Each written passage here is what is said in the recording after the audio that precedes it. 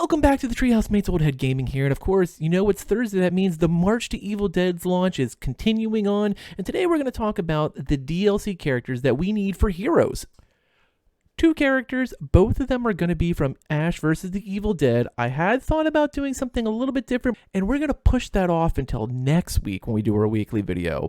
But today, we're going to focus on which characters need to be part of the hero side. Last week, we did villains. The week before that, we did characters that could be on both sides. And of course, all those videos are available in our Evil Dead playlist. You can just click through. They're all anywhere from 7 to 10 minutes. Pretty easy watches and gives you good information on what we're hopefully looking at coming up on Friday the 13th of May. And of course, if you like this content, please drop a like and a comment below.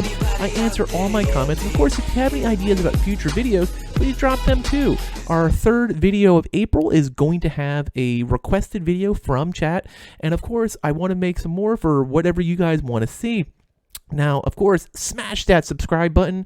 That way you can keep up with all the Evil Dead content. And of course, we cover other games, including Dead by Daylight, Yu-Gi-Oh! Master Duel, Pokemon, the trading card game, and Tiny Tina's Wonderland.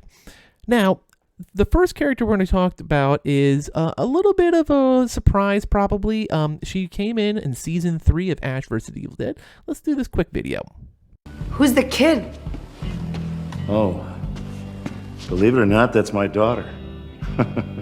Sandy. Mandy. Brandy. And fuck you. I think now is the appropriate time, Pablo.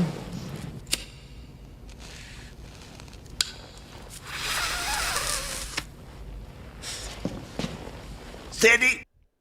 And as you can see, we're talking about Brandy, the long-lost, forgotten daughter. Well, not forgotten, but he just didn't know that he had a daughter of Ashley Williams. And of course, she goes through some trials and tribulations, but has a lot of growth in one season. And she starts out from someone who is completely just terrified and blown away by what she's witnessing to someone who dies, comes back to life, becomes pretty battle-hardened, watches friends get absorbed. Like, she goes through a lot, and she becomes kind of a badass. And I would have loved the scene where Brandy's character would have gone in Season 4 if Ash vs. the Evil Dead would have continued.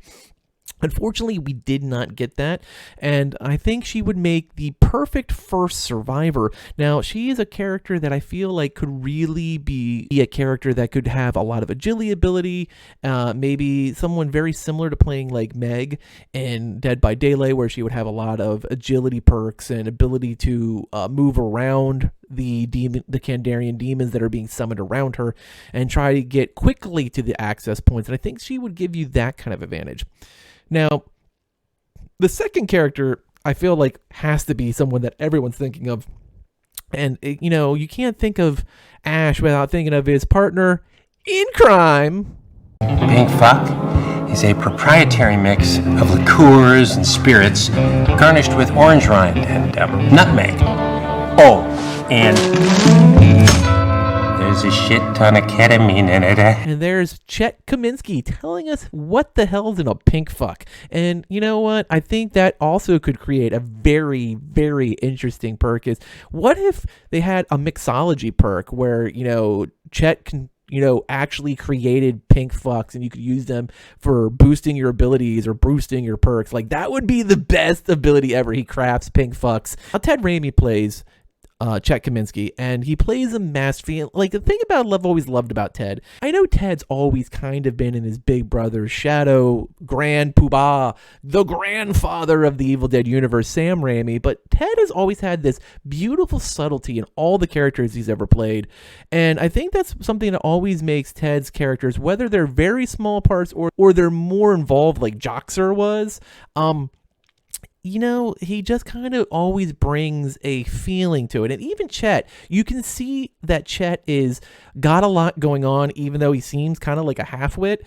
And I love that the things I love about Chet is you do get that great emotional moment in Ash's bedroom where he sees the picture of Cheryl, who eventually, takes him out.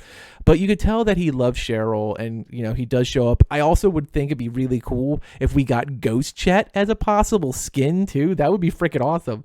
But Chet Kaminsky, I think, has an ability to be a really, really cool character. Now, we also know that Chet has military experience, although I love all the theories that really it is just him envisioning himself in the Mark Wahlberg movie Three Kings. Like, he talks about stuff and it's literally scene for scene from the Clooney movie. It's hilarious.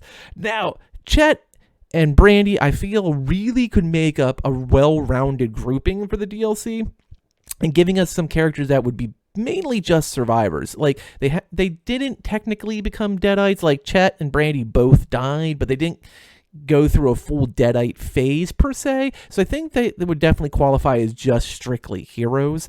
And I think they would be very interesting to play for both reasons. Like I said, I feel Brandy could be a very agile, speed-based character. Chet could have unique abilities, whether you have the mixology component or you just use the military background. Got it. Second question.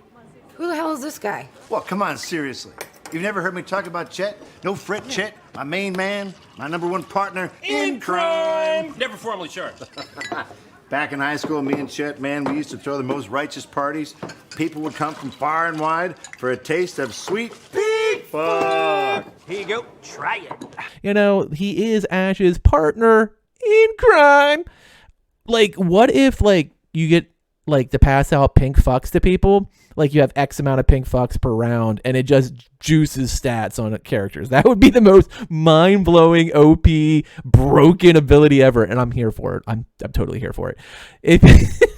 Now, we are back next Thursday, and we're going to go into something that has kind of been a bit of a caveat. We're not really sure where it is in the Evil Dead stratosphere when it comes to this game, and that's what we're going to dive into next week, talking about characters that could be in the game if it's part of the series. As always, thank you for watching, and later, mates!